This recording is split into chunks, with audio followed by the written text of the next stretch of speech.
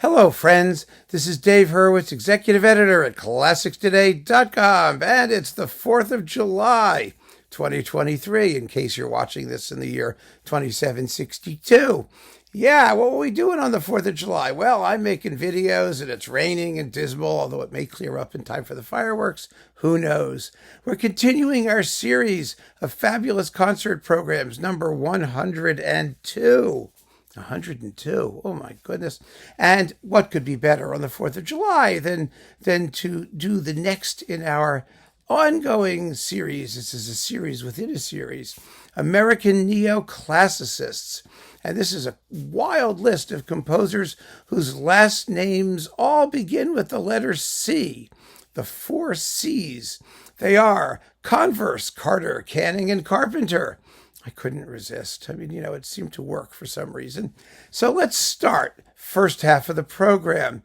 And this is a completely impractical program for reasons we'll get into in a minute. But you can listen to it at home because you will never hear it live, of course. Frederick Shepard Converse's fabulous tone poem, Flivver 10 Million. I love Flivver 10 Million, and so should you. It's a wonderfully humorous tone poem about a car. It gets manufactured in its factory and it goes off on its journeys and it gets into an accident and goes to the shop and gets repaired and it all ends happily ever after. It's absolutely delightful and sunny and breezy and enchantingly orchestrated, and I mean, you're just going to love it. Absolutely wonderful, and it makes the perfect opener for a program that is going to sort of challenge the audience, because the next work is Elliot Carter's late orchestral masterpiece, Sinfonia.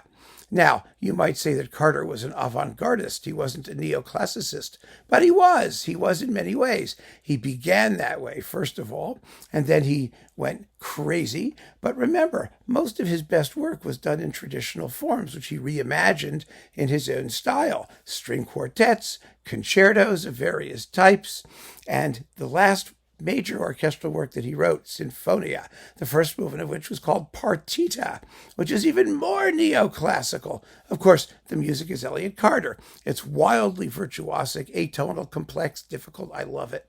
I really do. I'm not necessarily a Carter fan. I think, like any composer, he had his ups and downs. One of the biggest downs being his piano concerto, which I've never liked, which is just an essay in complexity for its own sake. The question is, for me, is the music self-explanatory? In other words, does it do things that you can sort of follow and get into? And I think Sinfonia does. It has just marvelously bright, brilliant scoring for the most part. It has recurring ideas that you could actually follow. What it all means is anybody's guess, but it is a marvelous piece of music. And, one of the things that makes this program so impractical is the fact that this work is on the program as one of 4. Because, let's not kid ourselves. It's going to suck up all the rehearsal time for the rest of the program, although the rest of it's not so difficult. So who knows? With today's virtuosic orchestras, maybe it's theoretically possible. I don't know. I don't care. We're listening to it at home.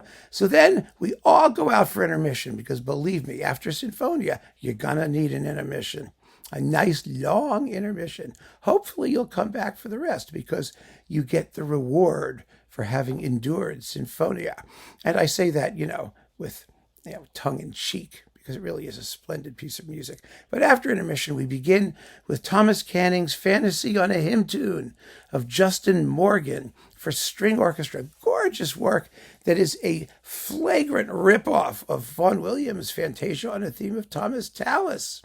It's the same concept. It was premiered by Leopold Stokowski, who recorded it, or at least he recorded it. Whether he premiered it, I'm not so sure.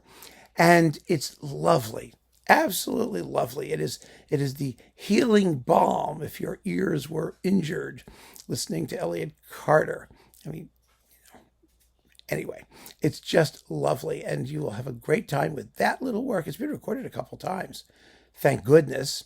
Telarc did it, one on a disc of quasi-religious inspired spiritual stuff.